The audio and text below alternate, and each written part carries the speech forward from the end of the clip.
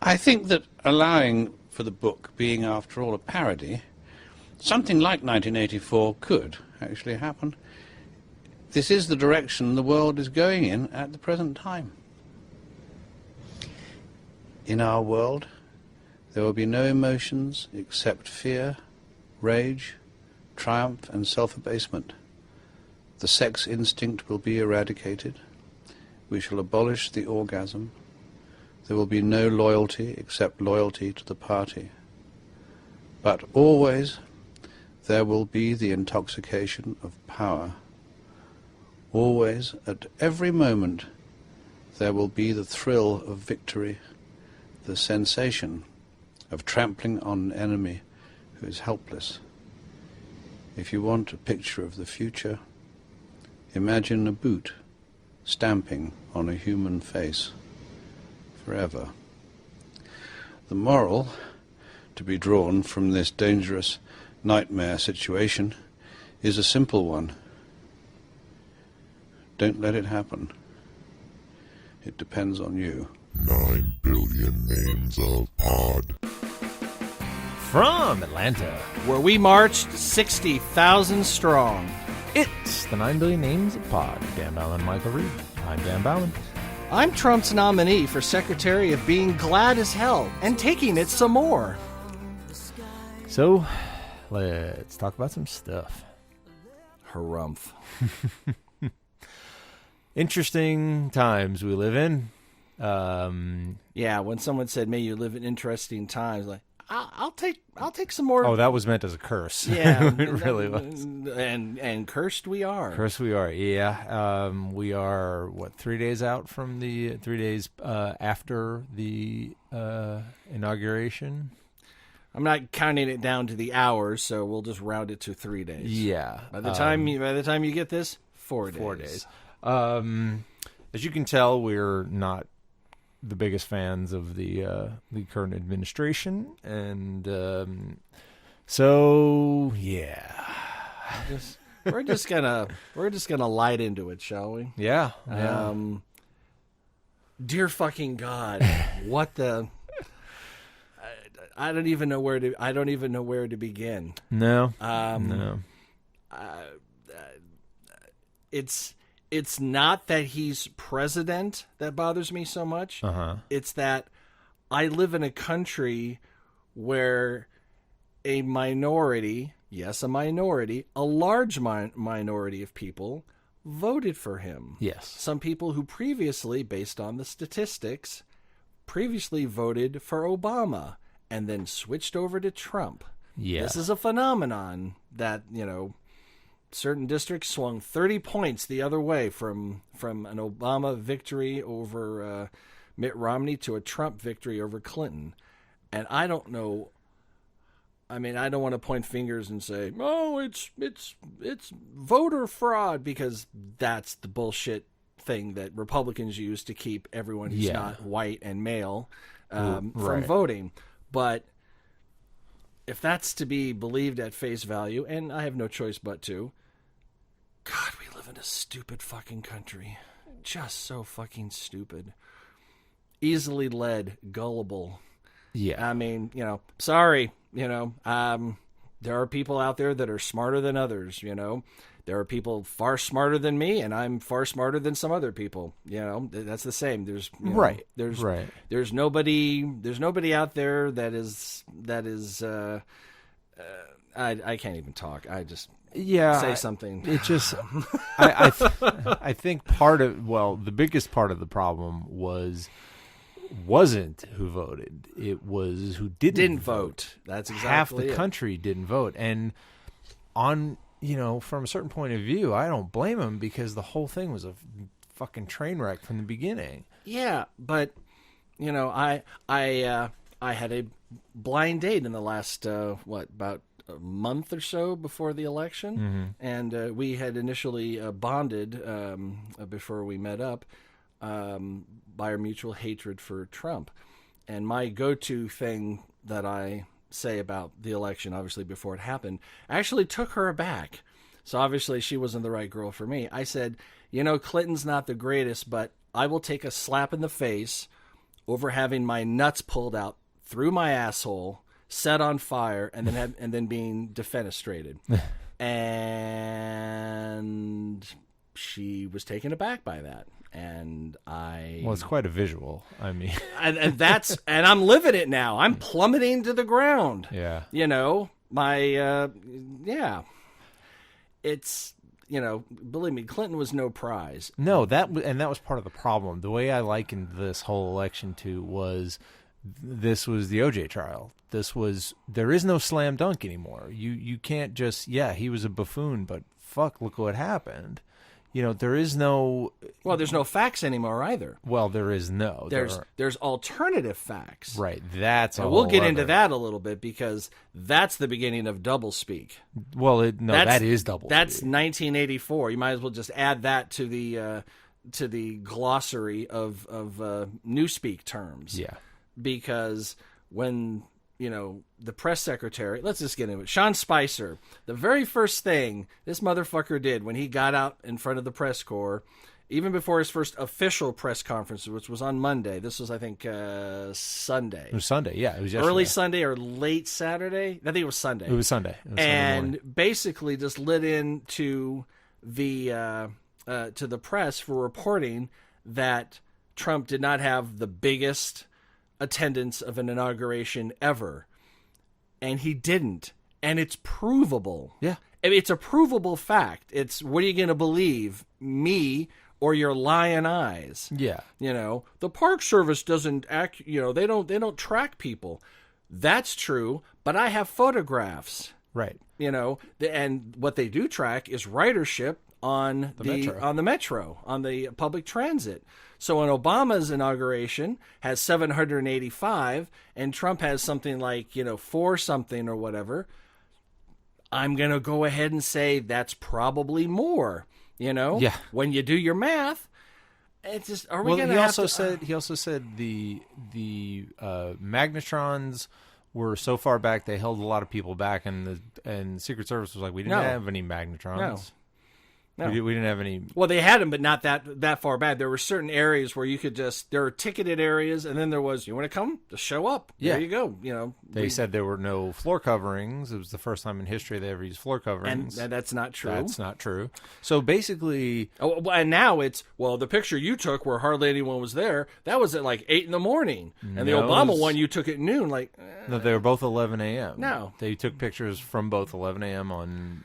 And the fact that his first official speech, Spicer, his first official press conference, right, was to nitpick over this bullshit. Was one, to lie and to placate the big guy who can't seem to not have everything be the biggest and the best that there ever was.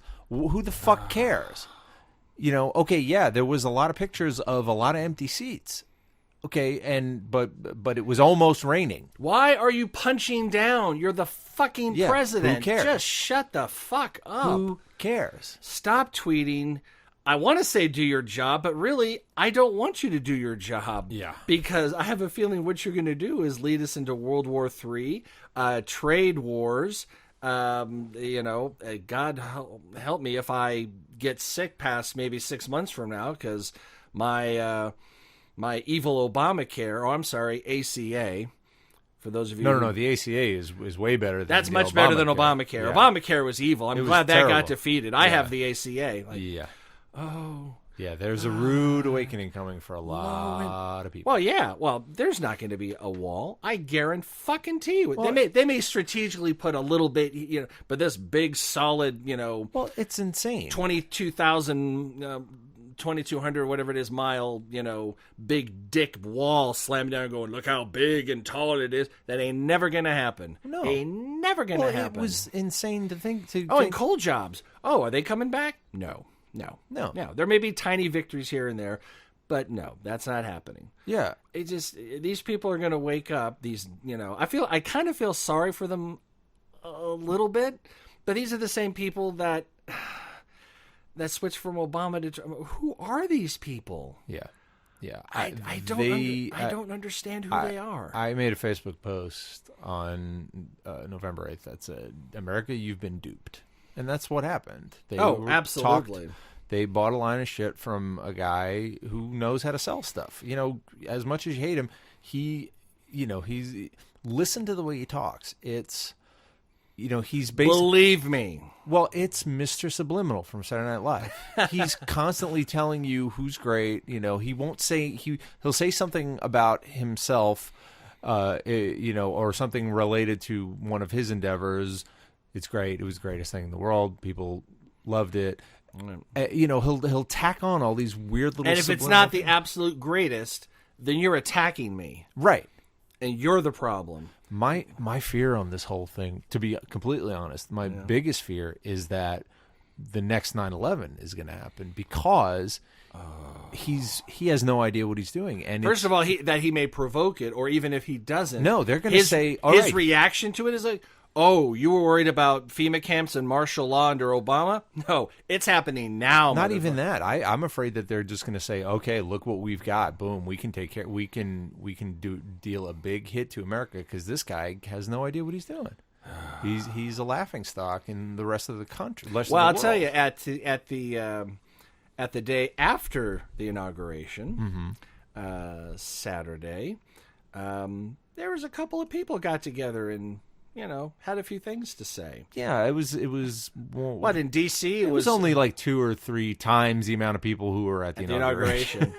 which is wrong. Which is wrong because those numbers are false. Yeah, of course. It looked like 1.5 million people from the podium. There were people that were in Antarctica. Yeah. That had signs on a boat at the top of the Antarctica. Which is one at the top? Antarctica is south. South. Yeah. Okay. So Alaska. See, I'm one of those dumbass Americans who don't know shit.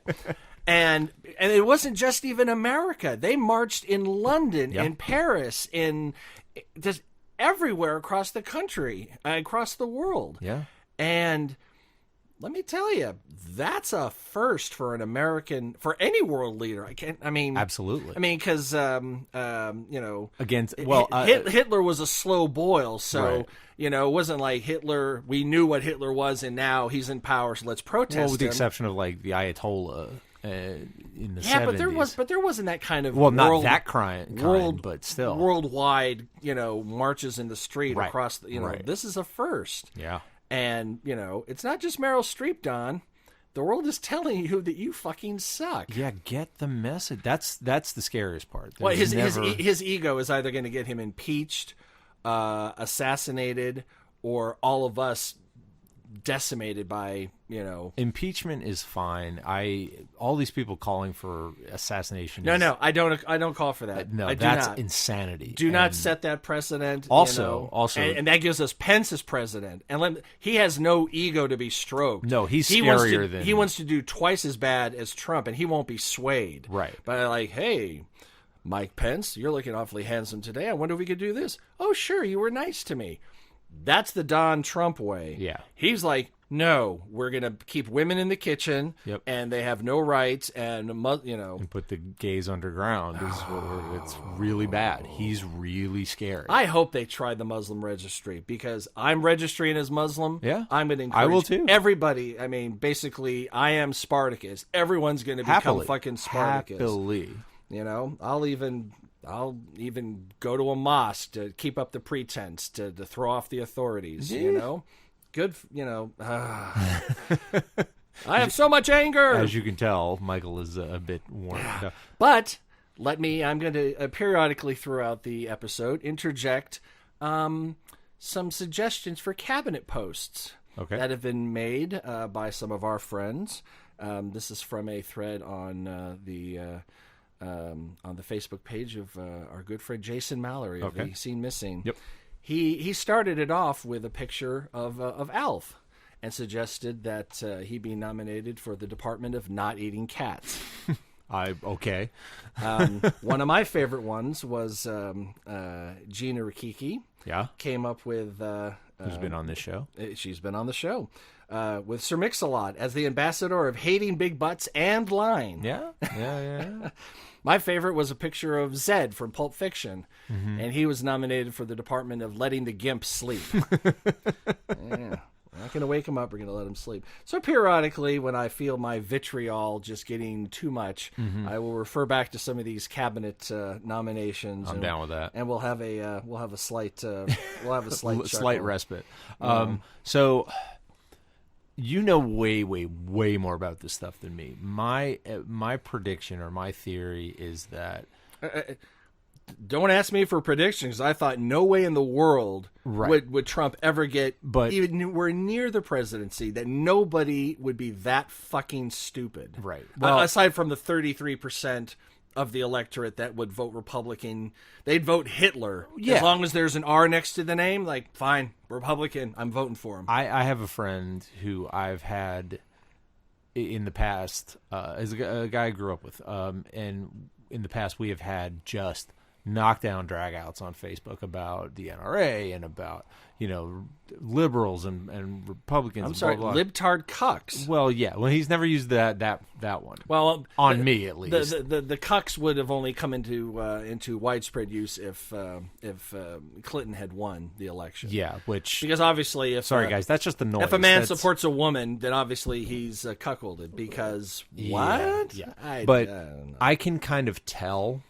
And he would never admit this, but I can kind of tell, like he voted Trump, obviously, and he supports Trump, but I can kind of tell by our recent banters back and forth that he's supporting the party and not the candidate, because, he's made a couple of jokes. We were going back and forth on one thing, a couple of days ago, and he said something about, fine, do we get to see the birth certificate now? And I typed in, sure, right after we see the taxes and the ethics paperwork. I think I remember that. And he bounced right back and said, I was just about to say that, LOL. And I was like, okay, so I can tell that he's, and so yes, there are those people. There are basically 1/3 of the electorate, right, that they're unreachable. But they will vote R or D. Same thing on the other side, no matter what. And I have a perverse respect for that. If you're going to go. I mean, you're wrong, but go.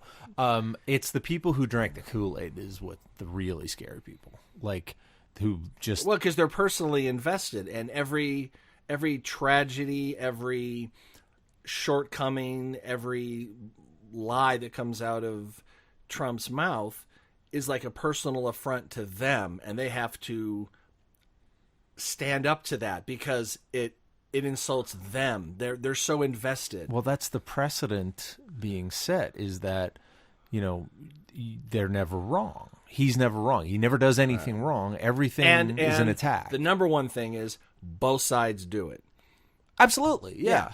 And okay, I will say that there are, by and large, a lot of things that both sides do, but it's the difference between a shot glass and a drink from the fucking fire hose. Yeah. I'm sorry, that's the way I see it. Okay. And the major difference between the parties is that at least the Democrats make an effort to help the small guy, whereas on the Republican side, it's pull yourself up by your own bootstraps. Right. Never mind that you don't have shoes, that you don't have boots, that you're barefoot. Right. And they accuse the Democrats of saying everybody has to be successful. That's what, no, it's equality of opportunity, not equality of results. Right. And most of the people saying that come from old money that they were given. Exactly. Was it Mitt Romney? Start a business, borrow $1 million from your parents. What? Yeah, exactly. How many parents have a spare mill lying around in their couch cushions to give to Junior to start up a business? Right. And, the Republicans love to go on and on and on about we're the party of Lincoln. And remember those Southern Democrats, they were so racist. And they are absolutely correct. Yeah. That is really old history. Yeah. So let's look at the Republican Party now. Kind of trying to keep non-whites from voting. Well, kind of, yeah. They've been on the wrong side of almost every issue. Social Security was going to tear apart the country. It didn't. Medicare was going to lead to communism. It didn't. Obama's going to put us all in FEMA camps and going take our back guns farther away. than that, segregation, going back yeah. to It just they've been on the wrong side of every social movement post the freeing of the slaves. yeah. Okay, it's like, you got that one right. Yeah. Excellent. It's like, yeah, Your Honor, but I didn't murder that guy 20 years ago.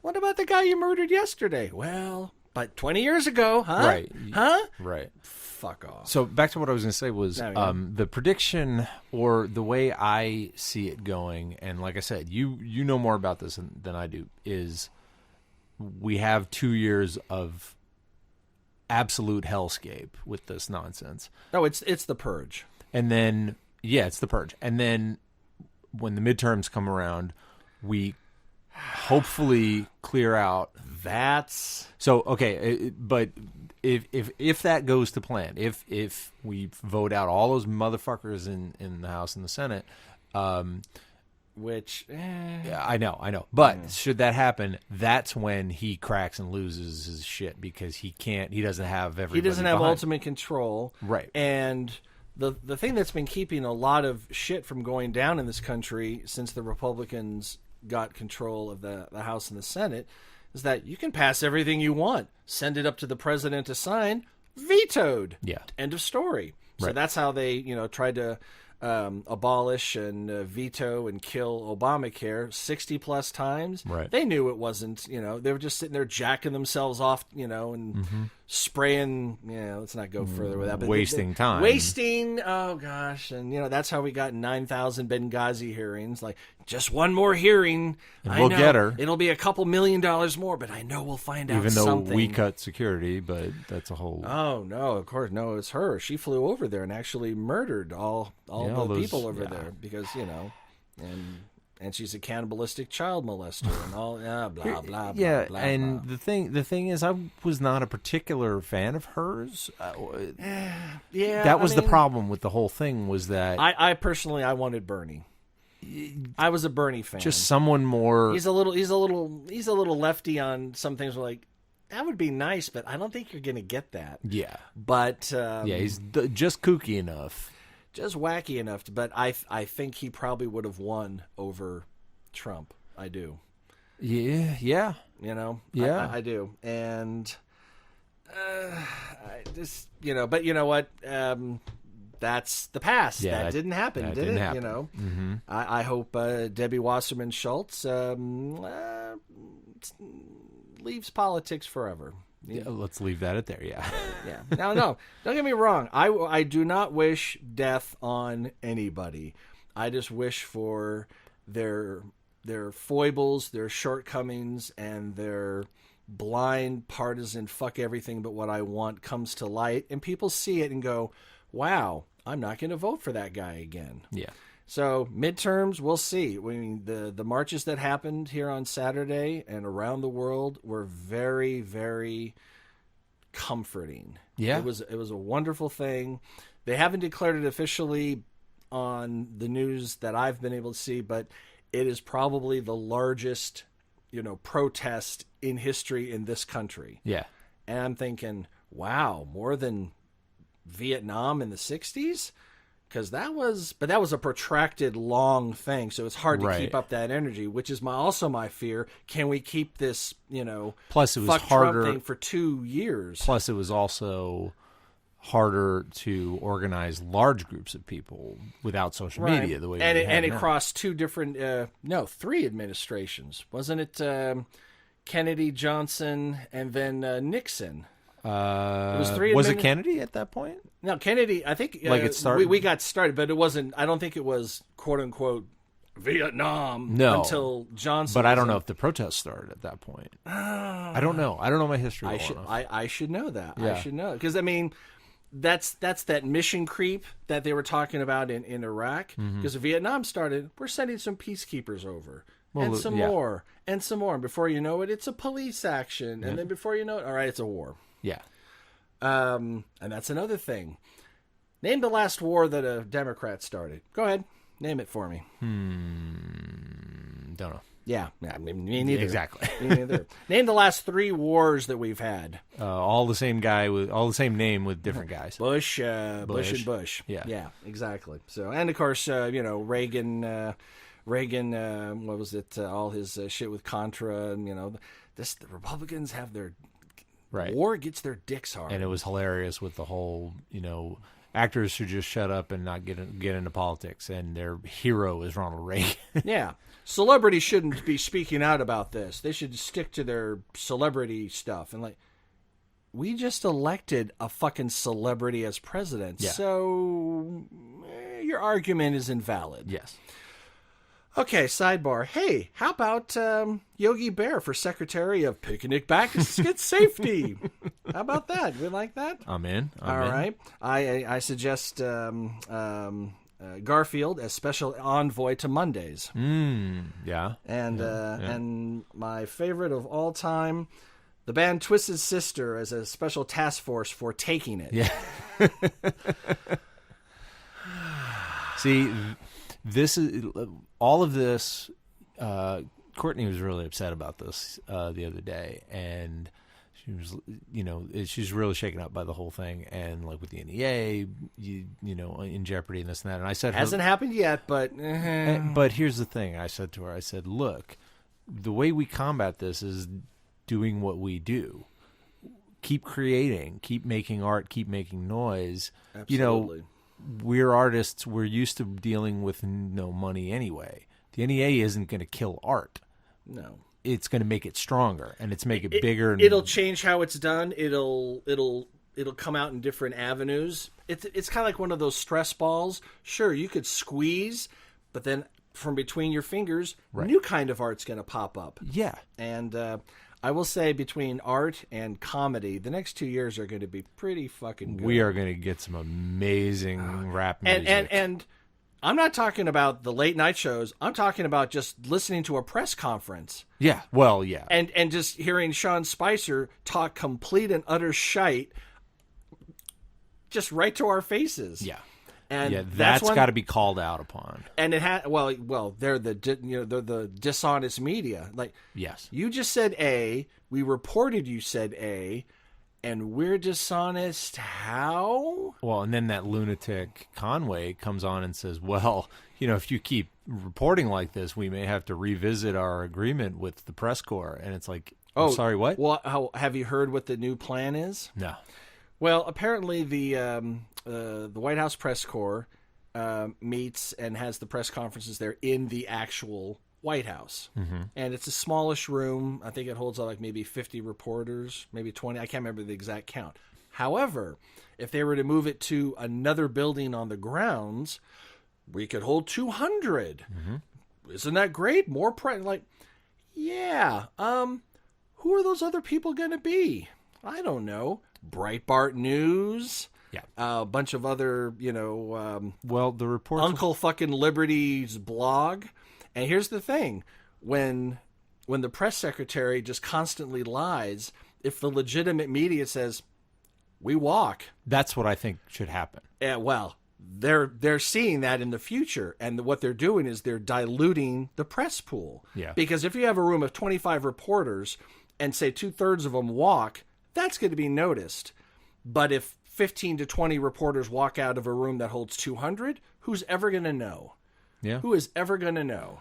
And that way, Brightman. So is it true that the Democrats are carving up neighborhood cats and feeding them to illegal aliens? Oh, yeah. And that's the kind of news we're going to get out. Yeah. So I firmly think, no, the White House press pool does not have to have every Tom, Dick, and Harry from every news source on the planet in there. Let's keep it to the tops. We can rotate a few out. But if you dilute them with all these right-wing nut jobs, it's the beginning of it's the continuation and expansion of disinformation. Yeah. I mean, it's basically Fox News on steroids, Here's the fact, but we're going to interpret it this way so that you get the impression that the exact opposite thing that happened is what actually happened. Well, the reports now, and this could also be internet bullshit, was the intelligence community is saying all those people who are laughing and clapping at his speech the other night were plants, were people he brought in. Well, they just finally closed down the investigation about the people that were hired on his announcement. Remember when he came down the escalator to call Mexicans rapists? Mm-hmm. Remember that? Well, apparently he contracted a company. I can't remember the name of it, but they basically hire actors to do crowd work. Yeah, crowd work, extra work, basically. Scene work, behind the scenes, demo videos for corporate. Just basically, $50 a day. You stand behind there when Julia Roberts comes by on the car or whatever. Mm-hmm. You're crowd work. Yeah, and the way they accounted for it was not up to federal election standards. And they finally closed the investigation of that today. Mm-hmm. And he paid him. He paid a company to go out and hire people. And he of course stood he there did. at the mic going, "What a great crowd! Wow, this is the greatest crowd! Wow, I had no idea." I'm like, oh. It's like I understand you're a showman, and sometimes being the president, you have to be a little showy, but to open your mouth and just have the... But if you actually have people who support you, you won't need that. Right. Well, at the beginning he didn't, but he collected enough rubes gullible and easily led. And I'm sorry out there if you think I'm talking about... Obviously, if you're listening to this podcast, I would consider you probably not one of the stupid, uninformed, gullible Americans out there. And as a person who is not that, you obviously must have enough intelligence to know there's a lot of them out there. Yeah. Having had several large arguments on social media with right-wing people, I've noticed something, and it took me a while to figure out why. I've noticed that the right-wing people I've argued with are very, very well informed. Okay, they're very well informed, and from where? Well, they're well informed on the issues. I think my point is I think I figured out the reason they are so well informed is because they have to be, because they're on the wrong side of the moral issue, and they need to back up everything they have with facts. Yeah, but then when the other side does, they go, no, yes, no, that's not right. Right. And the thing is, it's also the interpretation of the facts in that there's 1.3% fraud in welfare. People are abusing it. I say, you know what? Triple that if it helps the other 95+%.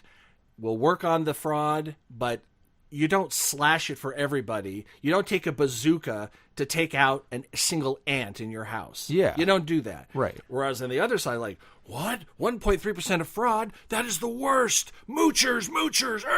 And they want to take that bazooka in there and take out that tiny little, So each side has a fact that they look at from different perspective. Right. I mean, if I knew my taxes were going, to help immigrants and low income people, I would happily pay twice as much. Happily.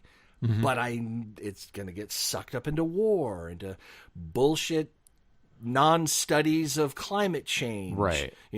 I was looking at facts today, or numbers today, and this is most likely inaccurate, but it seemed to me that the cost for the inauguration was more than the actual NEA gives out.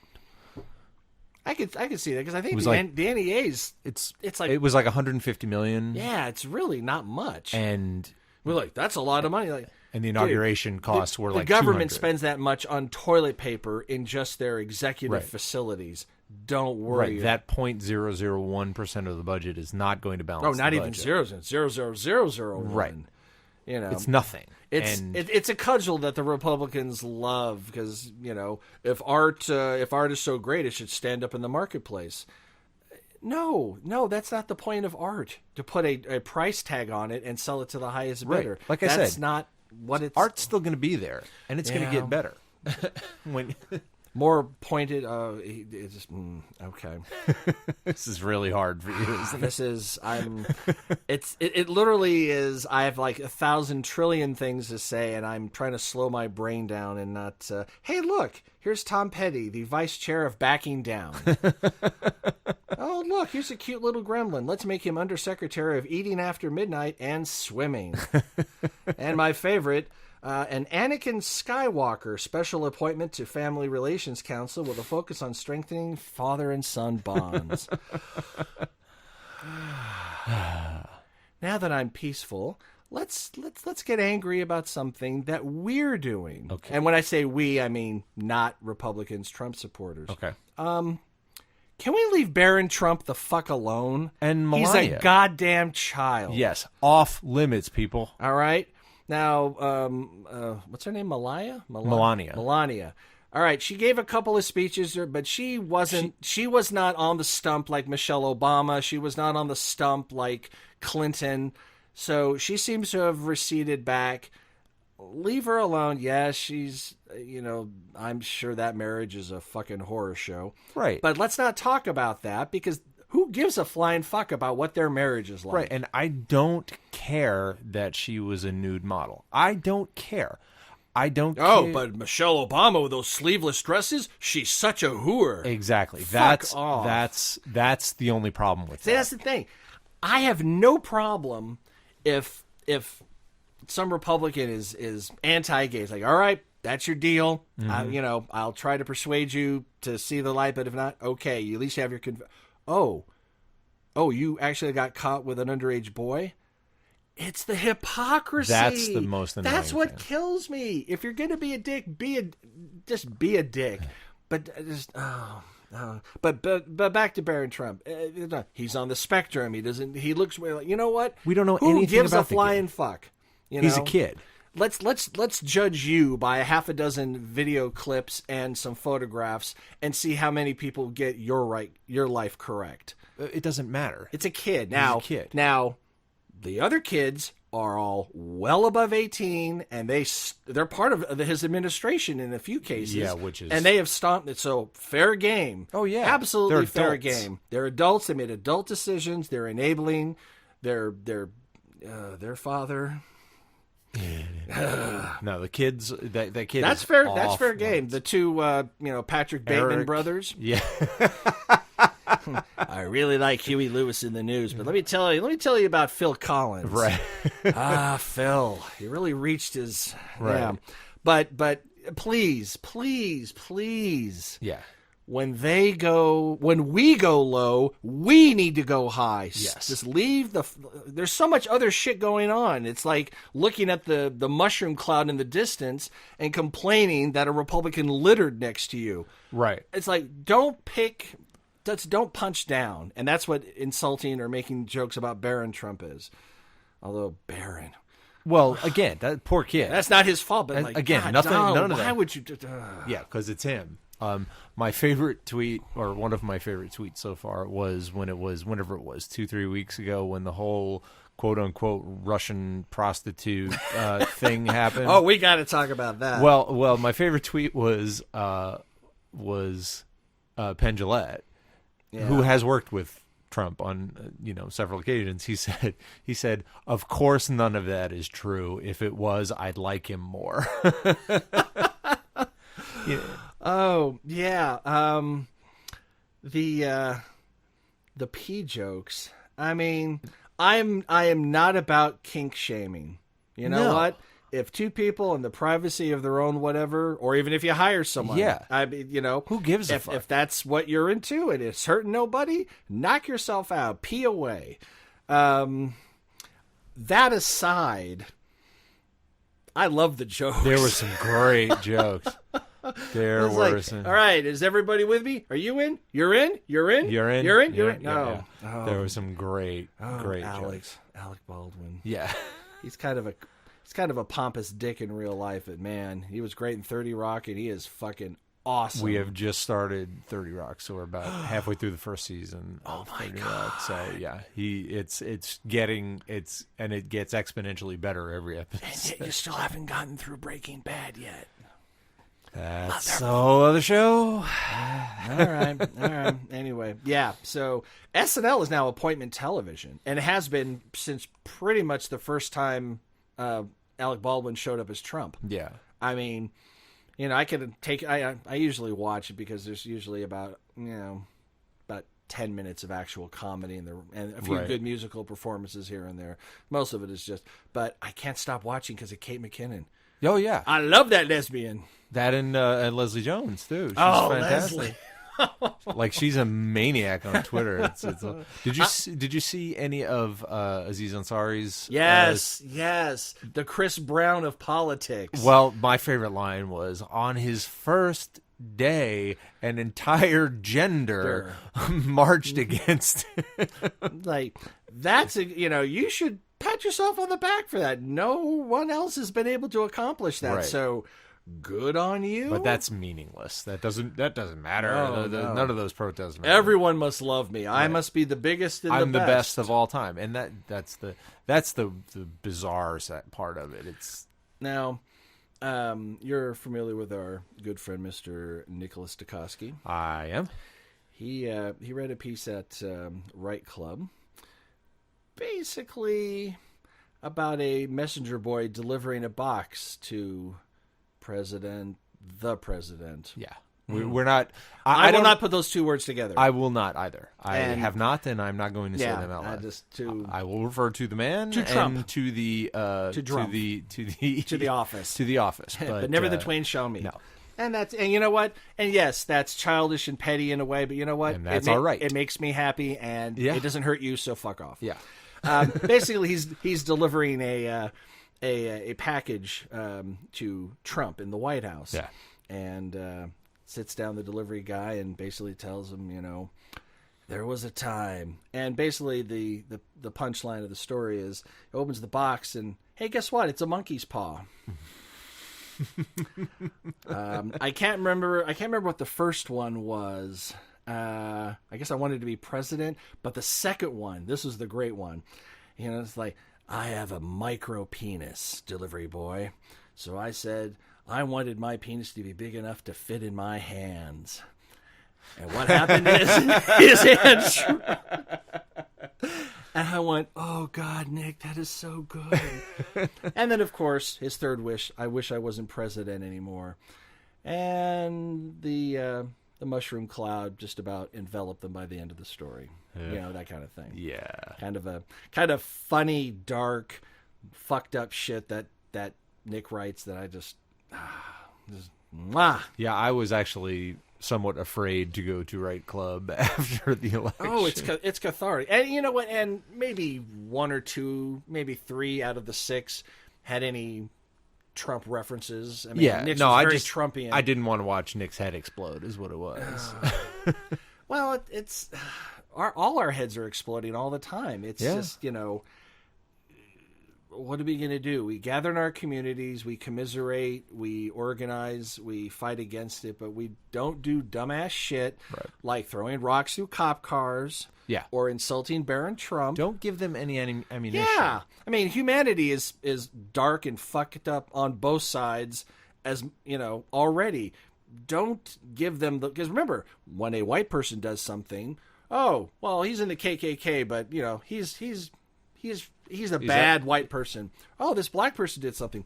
Those blacks, exactly. They're always doing that. I'm like, what? Yeah, that's and of course the extension. Oh, look, there's a guy that blew up a plane. Oh, he was Muslim. Well, then I guess all Muslims are bad. What? Yeah. How does that work? Yeah. That's that kind of narrow bullshit thinking. So let's not do anything or say anything, horribly insensitive. I mean, call truth to power, but that doesn't include insulting Barron Trump or or causing damage or hurting anybody. Yeah, exactly. That doesn't do anything. I mean, it's cathartic as hell. I mean, hey, you've seen the video. I'm torn about this. Which video? Oh, come on. What's the one video that everyone's been playing over and over again for the last, The Melania video? No. Which one? You haven't seen it. I don't know which one you're talking about. Punching a Nazi square in the motherfucking face. What the hell is that all about? He's one of the guys trying to rebrand. Richard Spencer, I think his name is. Okay. And he is trying to rebrand National Socialism Nazis as the alt-right, trying to make it respectable. Okay.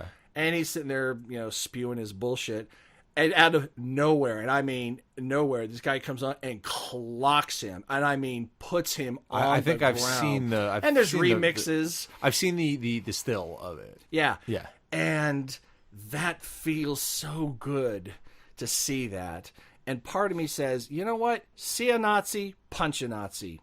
I'm down with that because that's not Republican branded. I mean, let's put it this way: not all Republicans are Nazis, but if you're a Nazi and you're part of you're going to be part of the Republican Party. Just saying, not too many Nazis on the Democratic side. Maybe there are. I haven't heard of any. Right. So, I was at dinner after the show last night, and it was kind of split at the table. Suhaila was like, yeah, I don't know how to feel about that because then everyone starts punching everybody. And Topher says, oh, no, we're Americans. When you see a Nazi, you punch a Nazi. And I'm like, God, I agree with both of you. Yeah. Because I really liked seeing that guy getting his face caved the fuck in. I loved it. But at the same time, it's like, what if that was just a guy and he mistook him? And, I don't know. Yeah, it causes more wishy-washy liberal thinking of the other guy, Hey, we grew up watching Indiana Jones punch Nazis. We can't help ourselves. Yeah. Love punching Nazis. Hey, while I'm thinking about it, let's talk to the special committee to investigate whether we should continue believing and or hold on to this feeling. Journey. I was going to say. Yeah, exactly. And of course, the greatest one ever put on here, and it's so inside. Jason Mallory as the Secretary of Linear Traditional Setups and Punchlines.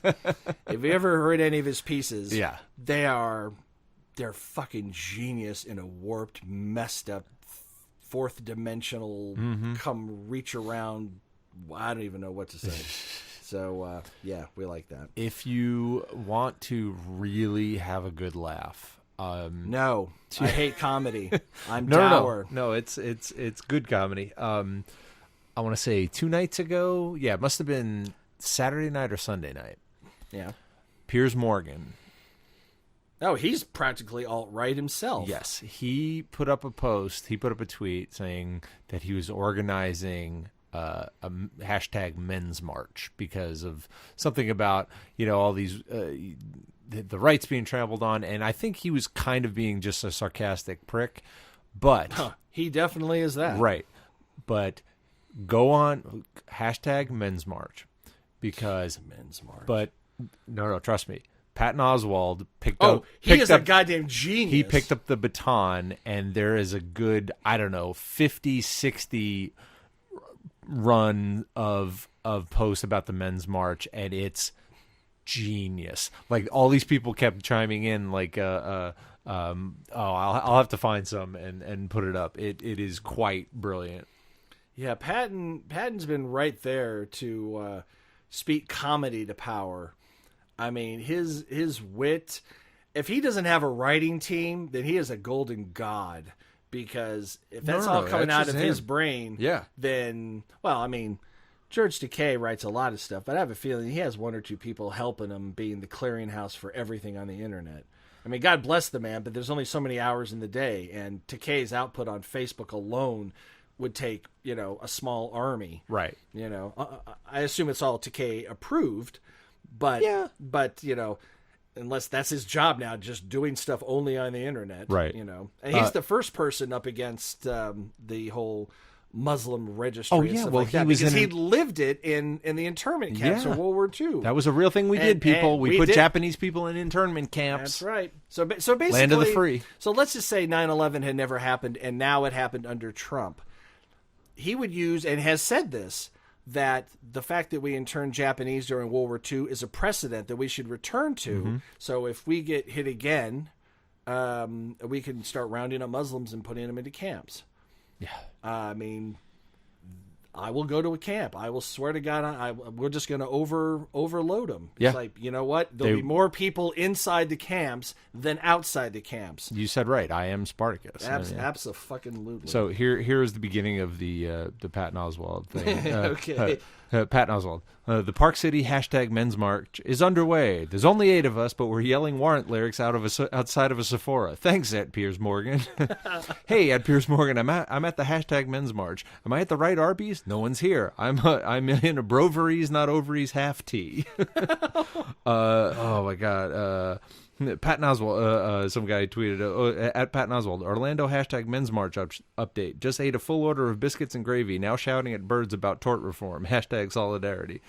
It goes on and on and on. And he started just like responding to people's things. It's quite fantastic. #Men's March. God bless Patton Oswalt.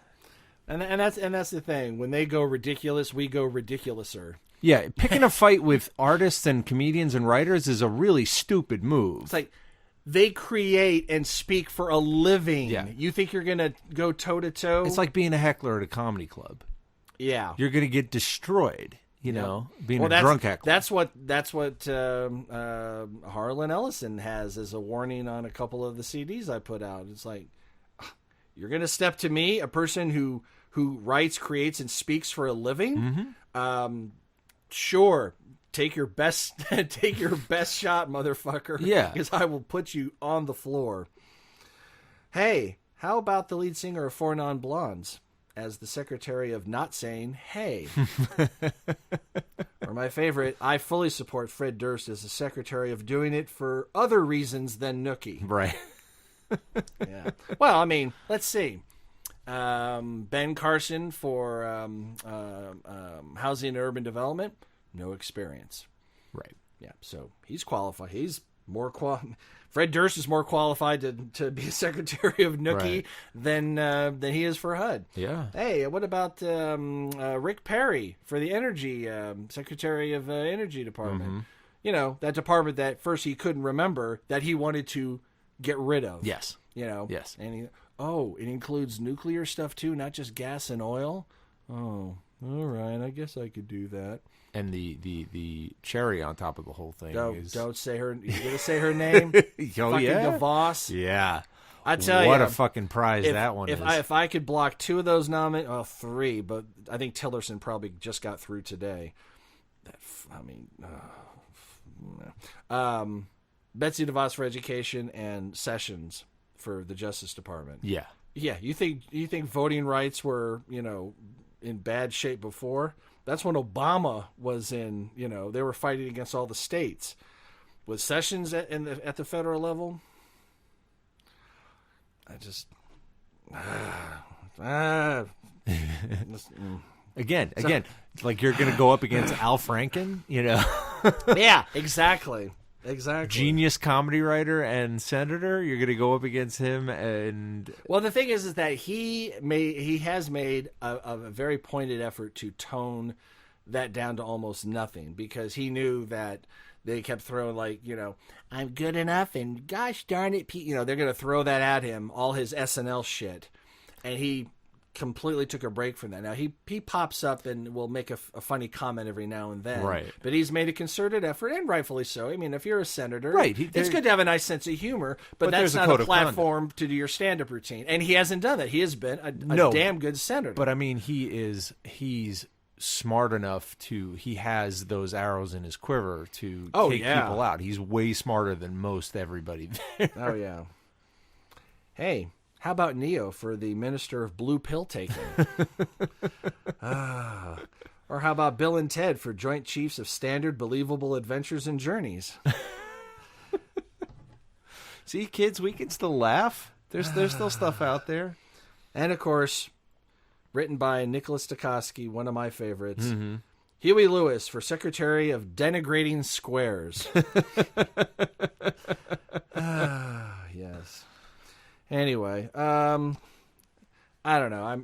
I'm burned out. What else you got? I mean, trust me. We will probably do a political thing like this at the most twice a year. This is not going to be a regular. So if you've listened this far and you're barely getting through going, what the hell? Trust me, we'll be nerding out. Let's nerd out right now. Yeah. Oh my God, The Last Jedi, Star Wars. Let's talk about it right now. On an up note, yeah, they dropped the title for episode 8, which is The Last Jedi, which has sparked many, many, many conspiracy theories already. And the red lettering. The red lettering. It's like, oh, they telegraphed that they're going to kill Luke. No, they haven't. They have not telegraphed anything. No.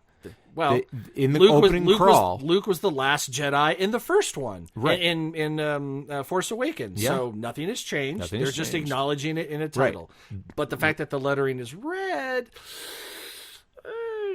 does Rilo Ken go back to the good side? Kylo Ren. What did I say? Rilo Ken. Rilo Ken.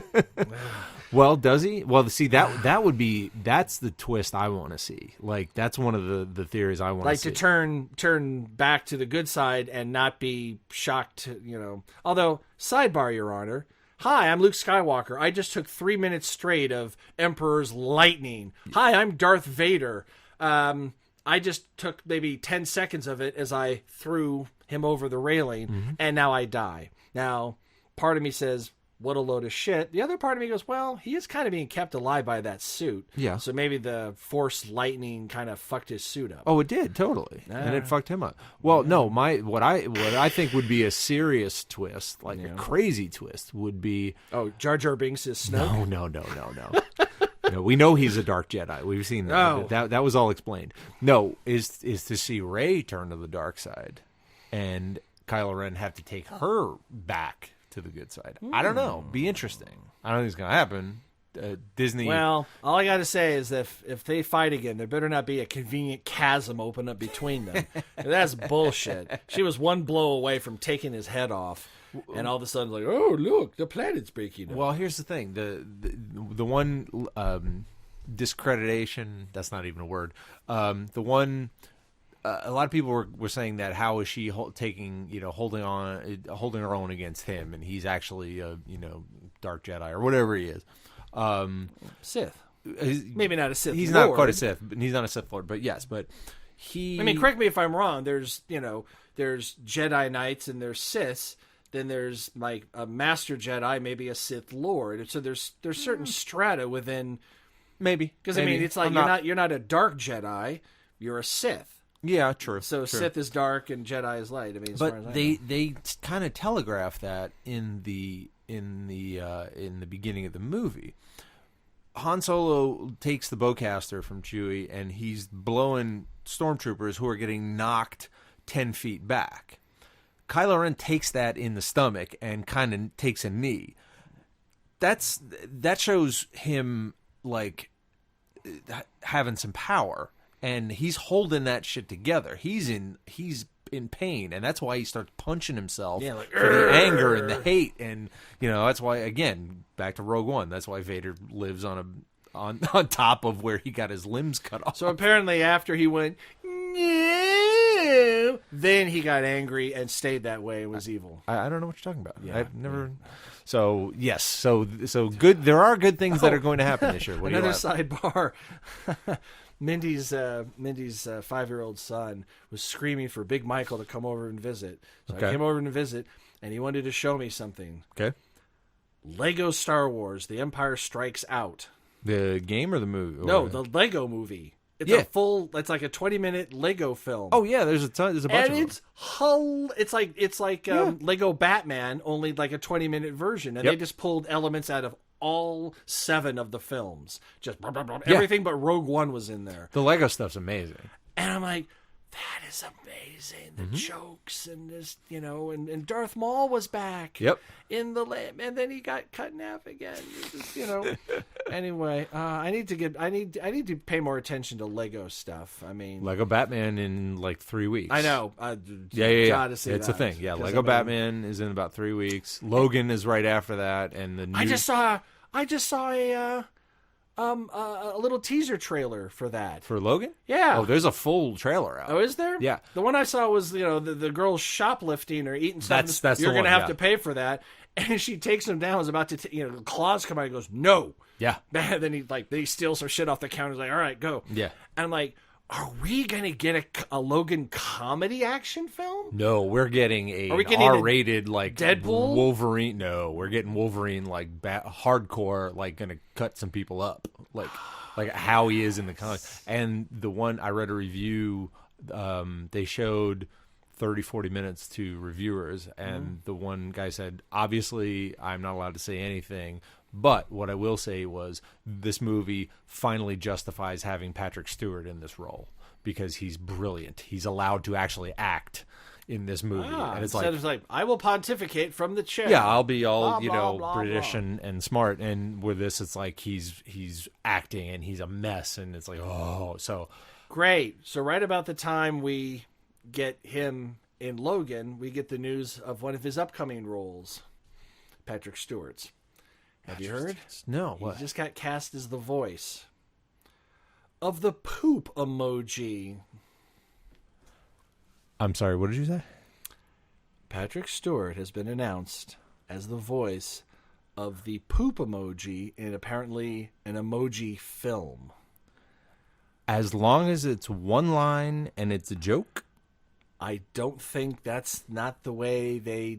Keep in mind, he's been doing some pretty, Well, he's been doing American Dad for years. That's exactly so what I I was don't have a saying. problem with that. But It's a little beneath his station, but if it's handled well, because fucking director, whatever his name is on American Dad, is a fucking lunatic, and he's great. He's so funny. well, ever since it moved from Fox to TBS, it's gotten a little more... Has it? They keep saying, like, now more daring, and like, it's a little daring, but not enough that you have to announce it in, I have not seen it since it's been on TBS. It's okay. It's fun. It's okay. Yeah, it was always. I always enjoyed it. But I mean, basically, if Roger the alien wasn't in it, that show would just be pretty much a one note, or two note. Stan and the kid being a nerd, and that's about it. Yeah. But yeah, okay, Patrick Stewart. So not. For every masterpiece, sometimes you do a shit movie, literally. Yeah, Just for the fun of it. With him, I'll give him the benefit of the doubt. He doesn't just do shit because he doesn't just take paycheck roles. He If he does something that seems like a paycheck role, it's probably because, it seems like fun. Why not? Exactly. You know what? Exactly. I'm in my he's earned it. 70s, 60s, 70s, yeah, early 70s. And I'm getting constantly cast. That's rare in Hollywood. Fine, I'll keep doing it. He said basically Star Trek taught him how to not take himself so seriously, and he said because he came into that as pretty much a Shakespearean right, and BBC and he drama said everyone actor. hated him the first season because he was so uptight, and when they finally broke him and he realized, wait a minute, we Have can actually fun. have fun doing this. We're doing space TV. He said it just blew it wide open. Like, oh my God, what have I been doing this whole time? So. Or holodeck episodes. I want to play. What's the name of his? Oh God, his detective. Yeah. Dirk Gently. Sure, why not? Sure, okay. I have no idea. But hey, might I suggest that we get Cypress Hill as deputy co-chairs of Being Sane in the Membrane? Okay. All right. They would be very good. Well, every bit as good as Betsy DeVos will be at education. And, of course, then there's the committee to avoid being knocked down and how to avoid getting up again post being knocked down. Yeah, the Of Chumbawamba, course. yeah. Exactly. And, of course, my favorite Trump nominee of all time. Yes. It's R. Kelly for the Department of... Medication time. Medication time. We ran out of time. I will tell you in 4 years... The 9 Billion Names of Pod was conceived, written, and performed by Michael Reed and Dan Bauman, with Abdul Beni Hassan as the sound of splintering wood. Research, transportation, and exasperated looks by Courtney Lohner. Technical assistance by Cubase, Pro Tools, Skynet, QLab, Deep Thought Big Brother, and Eddie, your shipboard computer. Financial consideration provided by the Wayne Foundation, Stark Industries, the Piranha Brothers, and LexCorp. Legal counsel by the Office of Howard and Fine. Remember what Chuck D said. Our intro music was written by Tim Akers. This podcast is sponsored by Deep Shag Records and is a production of Audio Primate. Throw us a couple stars on iTunes, why don't you? Listen, watch on YouTube, listen on SoundCloud, stream us on Stitcher, like us on Facebook, follow us on Twitter, or email us, comlink@billionbod.com. Well, it happens again. I'm Dan Bauman. I'm Michael Reed. LOZ!